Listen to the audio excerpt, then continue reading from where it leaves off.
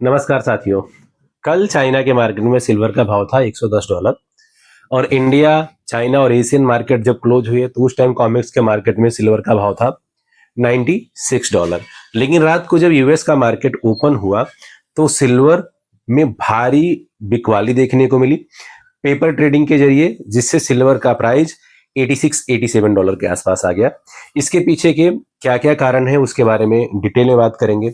साथ के साथ बात करेंगे कि चाइना में जिस तरह से हायर साइड डिमांड है, प्राइस आने वाले टाइम में क्या होने वाला है, और ईरान, इजराइल और यूएस के बीच में जो वॉर चल रहा है वो अगर लॉन्ग टर्म के लिए जाएगा तो उसमें क्या स्ट्रेटेजी होनी चाहिए, और प्राइजेस वहां पे किस तरह से जंप देखने को मिलेगा, और इक्विटी मार्केट में कैसे गिरावट देखने को आएगा, इसके बारे में डिटेल में डिस्कस करेंगे दोस्तों।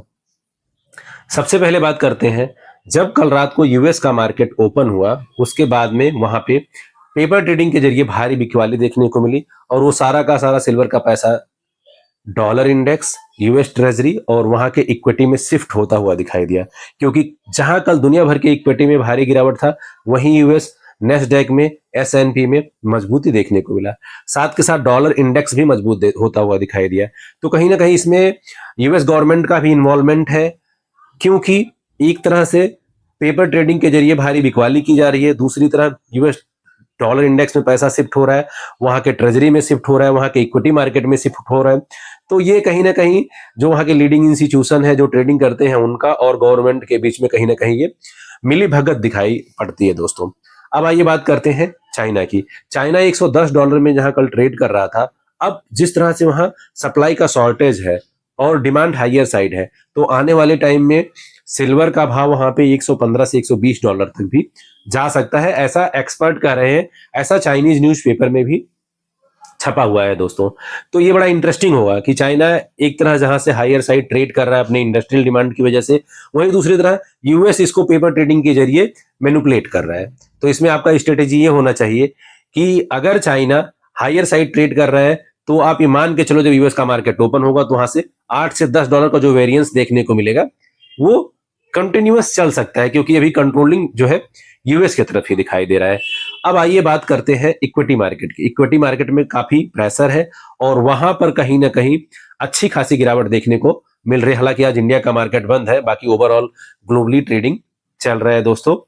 और ईरान, इजराइल और अमेरिका के बीच में जो वॉर चल रहा है वो 5 से 6 हफ्तों तक जा सकता है, क्योंकि इजराइल बहुत ही जबरदस्त तरीके से रिटेलिएट कर रहा है और नए नए यूएस के ठिकानों पे निशाना बना रहा है, इजराइल पे भी भारी मिसाइल के द्वारा अटैक कर रहा है दोस्तों। और जिस तरह से यूएस इजराइल का यहाँ पे मिल करके ऑपरेशन है और यूरोप के कंट्रीज भी इसमें इन्वॉल्व होंगे, और ईरान को कोई सपोर्ट नहीं कर रहा है। जिस तरह से उसका चाइना के साथ एग्रीमेंट था, उसने बहुत बड़ा एग्रीमेंट रसिया के साथ किया था, ट्रेड एग्रीमेंट, वो लोग कहीं ना कहीं अभी ईरान को सपोर्ट नहीं कर रहे हैं, नॉर्थ कोरिया भी ईरान को सपोर्ट नहीं कर रहा है।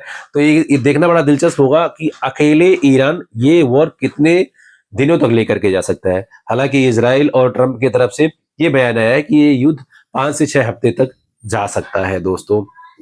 और अगर ये 5 से 6 हफ्ते तक गया तो गोल्ड के प्राइजेस, जिसका प्राइस प्रेडिक्शन $6000 का था, वो कहीं ना कहीं टूटता हुआ दिखाई देगा। अभी अगर मैं प्राइस की बात करूं तो गोल्ड लगभग $5350 के आसपास, 5350 के आसपास ट्रेड हो रहा है। वहीं सिल्वर $8990 के आसपास ट्रेड हो रहा है दोस्तों। तो लॉन्ग टर्म में अगर आप बात करोगे तो गोल्ड काफी मजबूत दिख रहा है और सिल्वर में फ्लैक्चुएशन जारी रहेगा। जिस तरह से चाइना हायर साइड ट्रेड कर रहा है और यूएस पेपर ट्रेडिंग के जरिए उसको सेल कर रहा है, तो इसमें आपको वॉलेटिलिटी देखने को मिल सकती है दोस्तों। और इंडिया में जिस तरह से इंपोर्ट कॉस्ट अब बढ़ेगा, क्योंकि गल्फ कंट्रीज में इंडिया बहुत भारी मात्रा में वहां से चीजों को इंपोर्ट करता है, और आपका एक्सपोर्ट जो उसका हाईएस्ट साइड है वो भी गल्फ कंट्रीज में है। तो वहां पे आपको रुपीज में कमजोरी देखने को मिल सकती है, क्योंकि इंपोर्ट बिल बढ़ेगा, एक्सपोर्ट वहां पे कम होगा, जिसका नेट इंपैक्ट रुपीज के प्राइस में काफी गिरावट देखने को मिल सकता है आपको। अब रसिया और चाइना, जिस तरह से वेनेजुला पे यूएस ने अटैक किया और वहां के प्रेसिडेंट को उठा करके लेके गया, और अब वो इजराइल से मिल करके यूएस जिस तरह से ईरान पे अटैक कर रहा है, तो वर्ल्ड ऑर्डर में कहीं ना कहीं यूएस लीड करता हुआ दिखाई दे रहा है। चाइना और रसिया यहाँ पर बैकफुट पे है, क्योंकि जो चाइना का मेजर ऑयल इंपोर्ट है वो ईरान से था। यूएस कितना भी सैंक्शन लगा दे लेकिन चाइना इंपोर्ट कर ही रहा था वहां से। साथ के साथ में यूएस के इतने सैंक्शन के बाद भी रसिया ईरान के साथ ट्रेड करना बंद नहीं किया था। लेकिन जिस तरह से इन दोनों कंट्री ने ईरान का साथ छोड़ा है, उससे ये लगता है कि आने वाले टाइम में यूएस ही वर्ल्ड को लीड करने वाला है। और ट्रंप कहीं ना कहीं इस तरह की पॉलिटिक्स करते रहेंगे, ग्लोबल अनसर्टेनिटी बनी रहेगी, जियो पॉलिटिक्स चलता रहेगा। और वहां पर आपको डॉलर में अब आने वाले टाइम में ये देखना दिलचस्प होगा कि जो ये डी डॉलराइजेशन का प्रोसेस है ये आगे बढ़ता है कि नहीं बढ़ता है। और अगर ये नहीं बढ़ेगा तो डॉलर में भी मजबूती देखने को मिल सकती है। तो जियो पॉलिटिकल टेंशन के कारण जिस तरह से सिल्वर और गोल्ड में तेजी देखने को मिलेगी, वहीं यूएस अपने आप को मजबूत करता हुआ दिखाई देगा। दोस्तों आज के वीडियो में इतना ही। Thank you.